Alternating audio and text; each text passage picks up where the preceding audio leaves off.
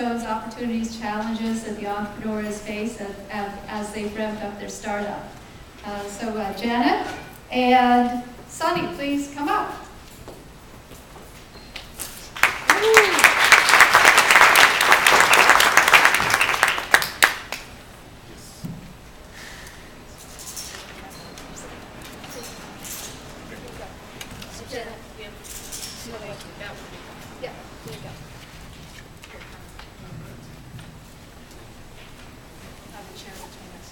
So I spoke with Sonny on the phone the other day, and I think that this is going to be easy. I just have to get him to start. So why don't you tell us a little bit about your company, how you started, and just the basics on your funding and the basics, so we can cover the interesting stuff.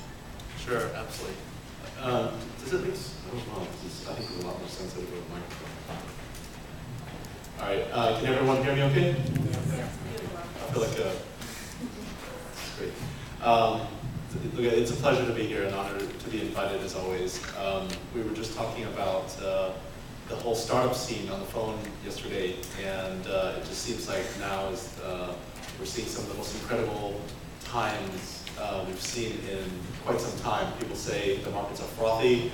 Well, I don't know. Maybe that's just investors complaining about the markets, but maybe that just means now's a great time for innovation and a great time for people to be doing startups.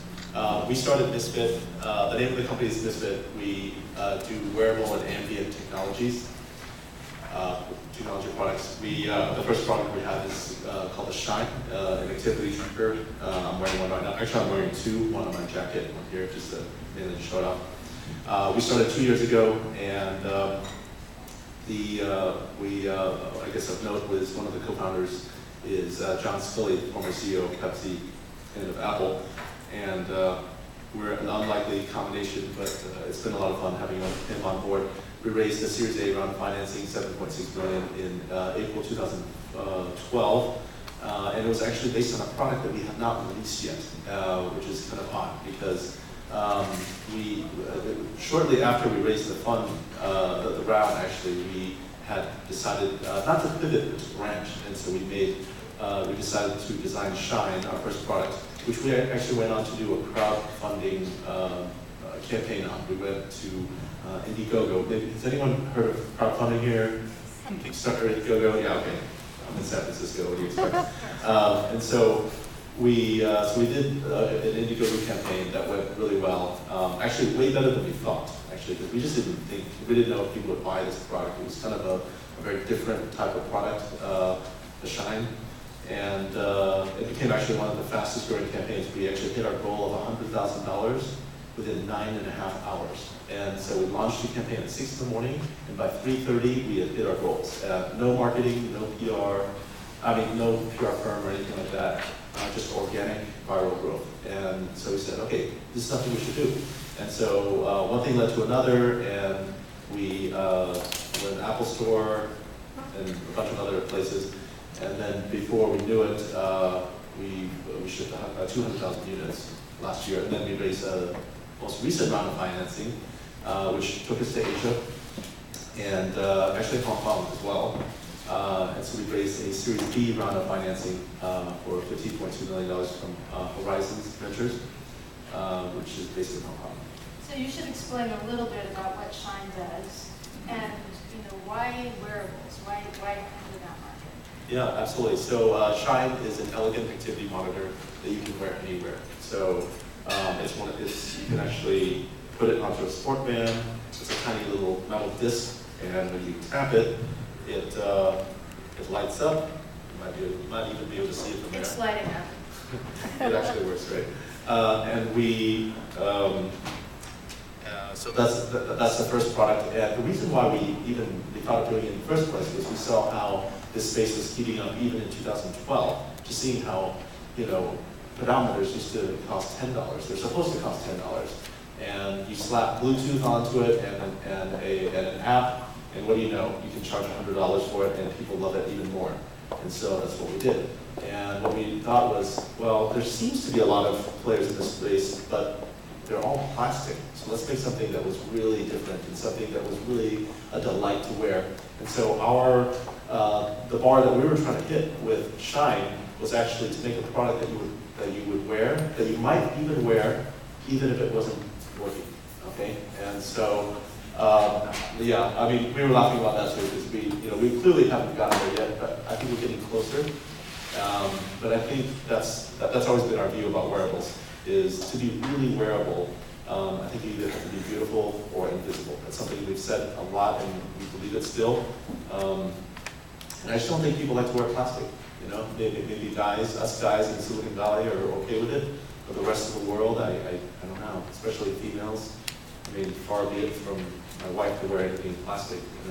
Well, when you first entered this market, I mean, like we were talking 10 years ago, wearables was this kind of, if you had a wearable computer, you were called a cyborg. Yeah. So, like, when did you imagine that this market would happen, and where do you think it's going, this idea of quantifying ourselves with things we wear on our bodies?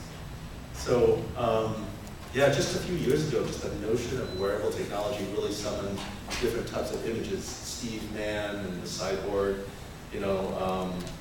Captain Kirk and the board, right?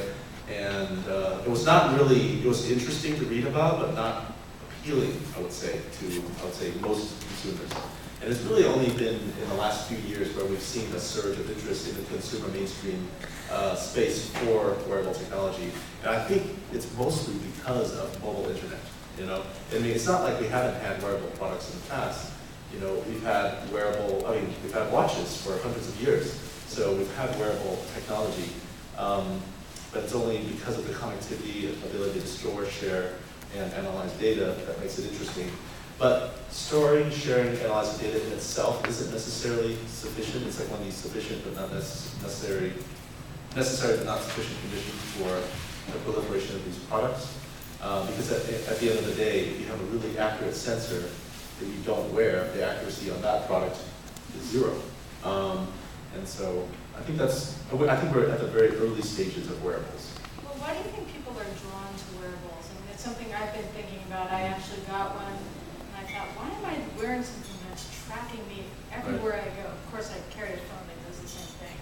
But what do you think it is, and where do you think the market is going from here? Yeah, it's honestly, I kind of wish I knew myself. We've been somewhat reactionary and opportunistic about this market by, we used to see it taking off. I mean, beginnings of taking it off in 2011, 2012. So we entered the space kind of opportunistically. But I think part of it is that I think there is a hope that wearables will someday really bring compelling use cases. So fitness and activity monitoring is one of these like no-brainer, it's on the body, so let's measure things on the body. It makes sense. It's a low-hanging fruit. It's not necessarily one of the most, I wouldn't say it's like the most appealing low-hanging fruit, okay? But it's interesting, it could inspire you to be healthier, maybe shed some pounds. There's a tribal membership type of psychological effect, like, hey, I'm a wearable product user, or I'm part of the Shine tribe, or whatever. So there is there are some of those effects, but I think people and consumers are yearning for more, So what is the most appealing looking fruit? You were saying that it's not the most appealing. Yeah, it's a good question, and I think if I knew, we'd probably be working on it, and I think we are working on some possibilities. Just as we were talking on the phone the other day, if we just consider the following analogy, okay? Just think back to 1985, those of you who were around 1985, I certainly was. There was something you couldn't do then that we could do now that we take absolutely for granted, and that's talking on the phone. Like I could take out my phone and just call my wife right now, and back then it was just inconceivable to do something like that. But now it's like, of course, with cell phone. I mean, who uses payphones anymore, right? And then if you go advance another 10 years, 1995 or so, there's something that you couldn't do then that is inconceivable to not be able to do now. And that is to send a message on your phone. So sending email on the go. Unbelievable, And I actually, so there's like a number of these use cases that are just so, that we take so for granted. And it's actually become a part of, like, social habits form around that, like the response time required for email now. Like, I get in trouble by not responding to an email within a day. Like, I emailed yesterday, why didn't you respond to me? Like, well, right, but 10 years ago that would have never happened, or 20 years ago that would have never happened. But now, so I actually think there are probably, several of these incredible use cases for wearables. Activity tracking not being one of them, probably not being one of them, that we would completely take for granted, say, if we were in 2020. If we were in 2020, we look back and say, remember that panel we were on in 2014 at Silicon Dragon? And back then, we were trying to figure out what that killer use case was. Right, everyone in the room wants to know. Yeah, I don't know what that is. I mean, I have some ideas, some theories. So a few things that I've been pretty excited about. Wearable identity, I think, is incredibly interesting. The ability to identify yourself with a wearable product securely and on a persistent basis. That's really cool. There's some companies doing that. Being able to predict in the health and the medical space. Being able to predict a heart attack 6 hours ahead of time. That would be amazing if that something like that came to fruition. So wearable controls. There are devices now, like the Ophthalmic Labs Neo device, where it's an armband and you can just through gestures you can control your environment and whatnot. I mean, that seems like superpowers almost. Well, do you think that there will come a time when it's completely? Do you think that there? Thanks. Is it on? This one is. But do you think that there will come a time when we get dressed in the morning, we put on our activity tracker, we put on our heart monitor, we put on our whatever other monitor that tracks us or that we wear, or so we can text on the fly or what have you? I hope not. I hope not. That sounds like a really bleak future for wearables. Like if that's what you have to do, you have to remember to do stuff, then I think that defeats the point of a wearable product. We designed Shine to not have to charge, so that it could just work all the time. You could just have it on your body all the time. And so I hope future products in the wearable space or in the Internet of Things space, whether you wear it or not, will be things that will serve us rather than the other way around. So what about, this isn't working. So what about clothing and, that, going back 5-10 years, everyone was talking about how you put your shirt on and it would be wired, and I know that there were forays into that. Maybe it's on an electric hairnet, which only looked good on a 5'11" model. I mean, do you think that sort of really wearable stuff is coming to fruition? So wearable electronic textiles and soft goods, very cool. There's actually a lot of startups doing that. A lot of startups in that space. Textile embedded sensors, that kind of thing.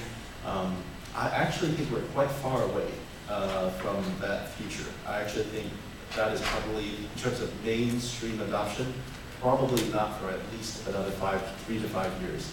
And the reason is cost, and probably to some extent usability, but it's mostly cost. So doability is there. Like we've had sensor embedded textiles since the early 2000s.